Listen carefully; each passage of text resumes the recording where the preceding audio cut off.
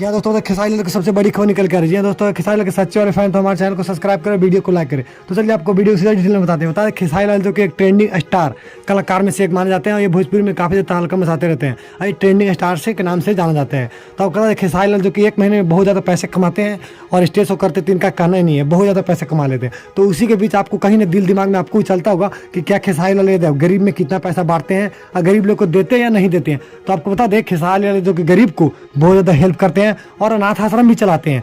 आपको बता दें, जिसमें से अगर मान लीजिए 5 लाख रुपए कमाते हैं तो उसमें से आपको 1 से 1.5 लाख रुपए जिसमें आपको डोनेट कर देते हैं। ये जो कि खेसारी लाल करते हैं, बहुत ज़्यादा जो कि पैसे इन्होंने डोनेट करते हैं लोगों गरीबों के लिए, भला के लिए पैसे बांटते हैं, कंबल बांटते हैं ठंडे में और काफ़ी जो कि काम ये करते रहते हैं भोजपुरी में। और इनका नाम जो कि भोजपुरी में अलग कुछ अलग है, क्योंकि भोजपुरी से कुछ हट के काम करते हैं। भोजपुरी का कई सिंगर जो कि गरीबों को नहीं देते हैं जिस तरह खेसारी लाल देते हैं। तो आपको ये जानकारी मिलकर कैसा लगा? हमारे चैनल को सब्सक्राइब करें, वीडियो को लाइक करें। चलो मिलते हैं फिर अगले वीडियो।